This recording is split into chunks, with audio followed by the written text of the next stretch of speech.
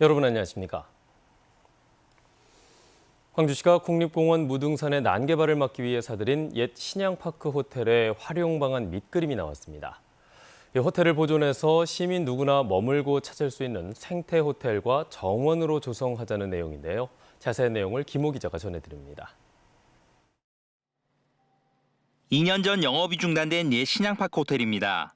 공동주택 개발 사업이 추진되면서 무등산 난개발에 대한 우려의 목소리가 커지자 호텔 활용방안을 고민해보자며 시민사회 등 각계에서 참여한 민관정위원회가 출범했고 광주시 역시 공유와 목표를 세우고 369억 원의 호텔을 매입했습니다.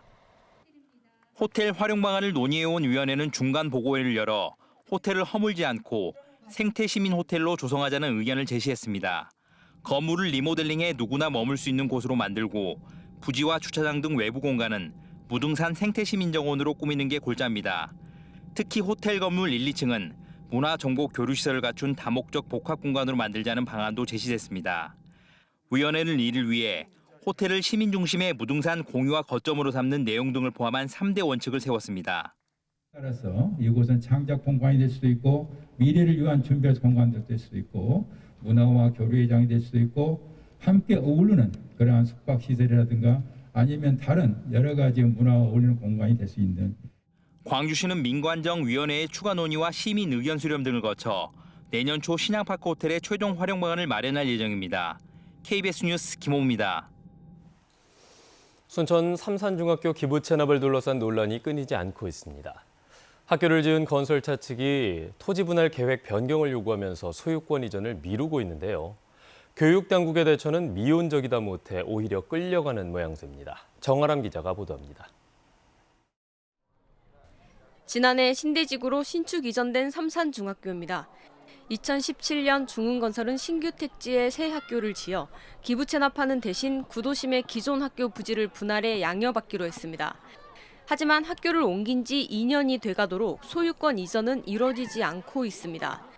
업무 협약 당사자를 순천 에코밸리로 변경한 중흥건설이 아파트를 지을 수 있도록 도로 쪽 땅을 분할해 달라며 토지 분할 계획 변경을 요구했기 때문입니다. 만약에 지출입이 가능하면 우리는 그게 수용하겠다라고 계속 협의를 하는 과정에 결국은 지출입이 안 됐었어요. 안 되니까 우리는 그러면 못 해주겠다. 순천교육지원청이 난색을 표하자 에코밸리 측은 급기야 학교가 토지를 무단 점유하고 있다며 10달치 사용료로 4억 1천만 원을 요구하기도 했습니다. 소유권 이전이 늦어지면서 학생들의 안전 문제마저 감사원 감사에 지적된 상황. 교육지원청은 결국 건설사의 요구대로 계획을 변경하는 방안을 검토하고 있습니다. 면적은 똑같이 하고 모양만 조금 틀리게 하더라도 양자 간에 그거에 대한 걸 수용을 하자. 시민단체는 신규 택지 아파트 사업을 조건으로 학교를 기부 체납하기로 한 건설사가 학생들을 볼모로 계획 변경을 요구하고 있다고 비판했습니다. 이것은 인정될 수 없다. 이것은 중흥이 주장하는 것이지 이것을 모두 다 광양만공 경제자유교육청이나 전라남도 교육청이나 순천시가 중흥의 새로운 요구에 대해서 인정할 수 없는 거잖아요. 알짜 아파트 부지를 차지하려는 건설사의 꼼수와 무기력한 교육 당국의 대처, 시민들의 따가운 눈총을 피하기 어렵게 됐습니다. KBS 뉴스 정아람입니다. 광주시가 일자리 사업에 1조 원대의 예산을 투입하지만 고용률은 개선되지 않고 있다는 지적이 제기됐습니다. 광주시의회 김정기 의원의 행정사무감사 자료를 보면 광주시의 일자리 사업 예산은 2019년부터 올해까지 매년 1조 4천억 원이 소요됐지만 고용률은 평균 63.9%로 전국 평균보다 낮고 올해의 경우에도 광주시가 내세운 목표보다 3.4%가 미달된 63.6%로 나타났습니다. 김 의원은 위드 코로나 시대에 맞춘 일자리 정책을 수립해 고용률을 높일 수 있는 대책 방안이 필요하다고 밝혔습니다. 코로나19 유행 이후 각종 생활 쓰레기가 급증하고 있는데요. 이 문제를 직접 해결해보자는 사람들이 늘고 있습니다. 먼저 작은 실천을 통해 쓰레기를 얼마나 줄일 수 있는지 직접 실험에 나선 광주 동구 주민들을 만나봤습니다. 손준수 기자입니다. 양념이 묻은 비닐봉지를 다시 쓰기 위해 물에 헹구고 김 포장지에서 나온 플라스틱 용기는 반찬통으로 활용합니다. 쓰레기가 얼마나 생겼는지 확인하기 위해 틈틈이 무게도 잽니다. 1400, 이렇게 환경숙시는 한 달 만에 쓰레기 배출량을 30% 줄였습니다. 음식물들은 그냥 좀 말려가지고 쓰레기의 양도 줄이고 이게 부피도 줄이고 무게도 줄이고 제 나름대로는 이제 그렇게 하고 있고요. 광주 산수동 주민 100가구가 100일 동안 습관을 바꿔보자며 쓰레기 감량 실험을 시작한 건 8월. 포장이 너무 많이 된 제품은 사지 않고 식당에서 주는 일회용품 대신 집에서 그릇을 가져가 음식을 담아오고 불편함도 잠시, 쓰레기 다이어트는 금방 습관이 됐습니다. 저의 이제 작은 이제 이런 실천들이 모든 이제 그게 이제 전해지면은 더 좋은 문화를 또 형성하게 되면은 앞으로 이게 우리가 이제 이게 좀 상식적으로 이걸 당연하게 이제 생각하고 하게 될 날이 올 것 같다라는 생각. 효과는 확실했습니다. 쓰레기가 많이 발생하는 추석 연휴가 있었지만 시민들의 자발적인 참여로 한 달 만에 쓰레기 배출량이 10% 이상 감소했습니다. 특히 일반 쓰레기의 배출량이 30% 가까이 줄어들면서 전체 쓰레기에서 재활용품이 차지하는 비중이 높은 자원순환형 모델에 가까워졌습니다. 한 달, 두 달, 세 달 이렇게 좀 하다 보면 이렇게 습관화가 되고 또 이런 습관화를 통해서 만들어진 성과가 이 지역만이 아니라 다른 마을 또 다른 지역에까지도 확산될 수 있는 좀 그런 기대들도 가지고 있습니다. 산수동 주민들의 쓰레기 감량 실험은 앞으로 동구 전체로 확대될 계획입니다. KBS 뉴스 손주수입니다. 네, 이 같은 주민들의 실천을 쓰레기 배출량을 제로에 가깝도록 만들자는 제로 웨이스트 운동이라고 부릅니다. 코로나19 이후 주목받고 있는 이 제로 웨이스트 열풍이 한순간의 유행으로 끝나지 않으려면 기업의 동참과 제도적 뒷받침이 필요하다는 목소리가 힘을 얻고 있습니다. 이어서 민소은 기자가 정리했습니다. 버려진 양말로 정성스럽게 컵받침을 만듭니다. 신문지를 이용해 종이봉투도 제작합니다. 학교에서부터 쓰레기를 없애겠다는 제로웨이스트 선언을 한 학생들입니다. 신문지를 버리기만 하고 안 쓰고 그랬었는데 친환경적으로 종이백을 만드는 거에 대해서 좀 놀랍고 신기했었어요. 일회용 컵 대신 텀블러를 빌려주는 카페와 쉽게 분해되는 비닐봉투를 쓰기로 한 전통시장까지 2018년 재활용품 수거대란과 코로나19 이후 쓰레기 급증 문제 등으로 심각성을 느낀 시민들이 행동에 나서고 있는 겁니다.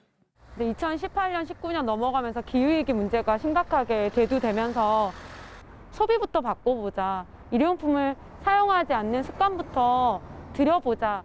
그러나 시민 참여만으로는 부족하다는 목소리도 많습니다. 일상에서 쓰는 상품에서부터 쓰레기가 줄어들지 않는다면 한계는 뚜렷하기 때문입니다. 사회적 가치를 강조하는 ESG 경영과 윤리적 소비 흐름에 발맞춘 기업의 역할이 요구되는 이유입니다. 오늘 쓰레기들이 이미 생산 단계에서 있는 것들이 있기 때문에 기업들의 책임과 참여도 굉장히 중요하다라는 걸 말씀드리고 싶습니다. 기업과 시민들의 실천에 인센티브라는 당근을 주고 탄소 중립에 반하는 행위에는 규제라는 채찍을 가하는 정부의 역할도 중요합니다. 쓰레기를 많이 배출하는 제품을 만들수록 시장에서 불리해져서 그런 제품들이 퇴출될 수 있는 규제를 잘 정비를 해줘야 되겠죠. 유명인에서부터 지역사회까지 널리 퍼지고 있는 제로 웨이스트.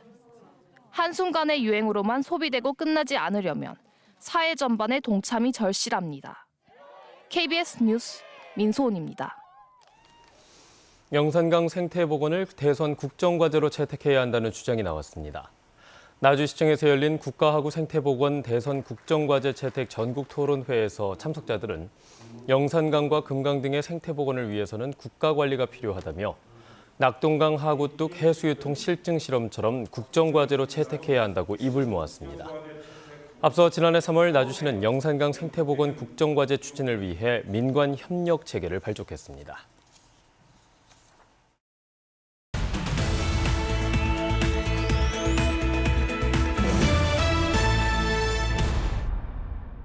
여수시와 광주전남연구원이 2026 여수 세계섬 박람회 성공 개최를 위한 업무 협약을 했습니다.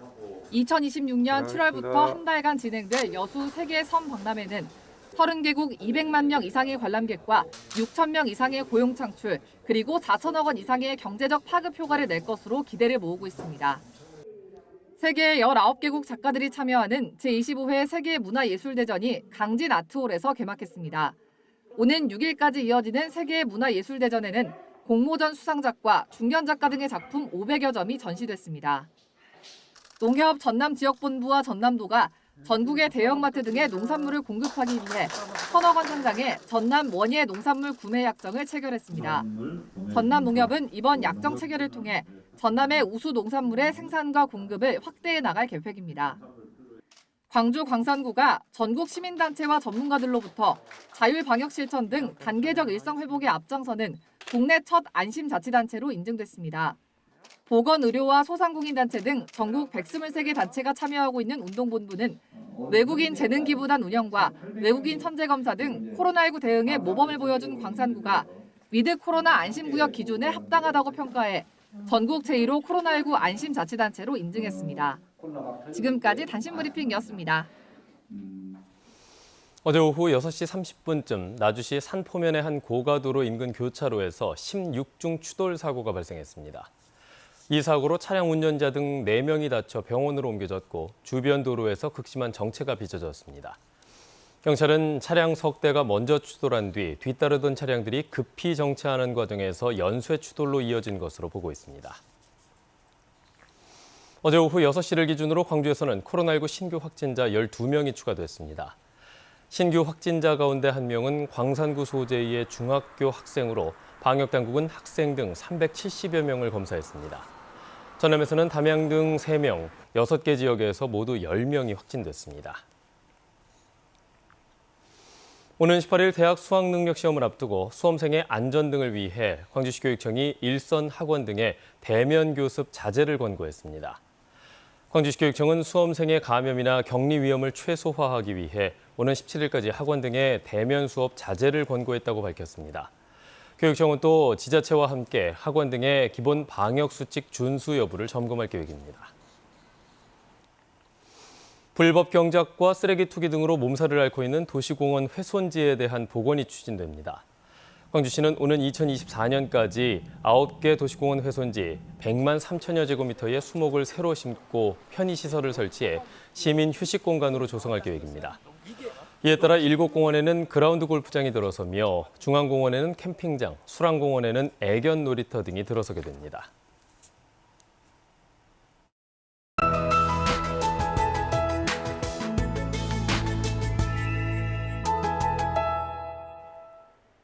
오늘은 아침까지 곳곳에 비가 내리겠습니다. 현재 레이더 영상 보시면 서해안을 중심으로 약하게 비가 내리고 있는데요. 오전 9시 정도까지 약한 비나 빗방울 정도가 내리겠습니다. 비가 그치고 나면 점차 맑은 하늘 볼 수 있겠고요. 국외에서 미세먼지가 유입되겠지만 광주 전남 지역은 오늘은 영향이 크지 않아서 미세먼지 농도 보통 단계 유지하겠습니다. 다만 아침 공기가 차갑습니다. 곡성과 구례 등 동부 내륙 지역은 기온이 5도를 밑돌아 서리가 내릴 수 있겠습니다. 농작물 피해 없도록 조심하시기 바랍니다. 다음은 자세한 지역별 날씨 살펴보겠습니다. 오늘 아침 기온과 낮 기온 모두 대부분 지역이 어제보다 높겠습니다. 아침 기온 장성과 담양 6도 가리키고 있습니다. 한낮 기온 여수 20도, 광양 21도로 선선하겠습니다. 목포의 낮 최고 기온 19도, 영암 21도, 강진 22도로 어제보다 1에서 3도가량 높겠습니다. 신안을 비롯한 그 외 도서 지역은 20도까지 오르겠습니다. 바다의 물결은 전해상에서 비교적 잔잔하겠지만 오전까지 서해상은 천둥 번개가 치겠습니다. 토요일부터 다음 주 수요일까지 비 예보 나와 있는데요. 월요일 낮부터 기온이 큰 폭으로 떨어지겠습니다. 날씨였습니다.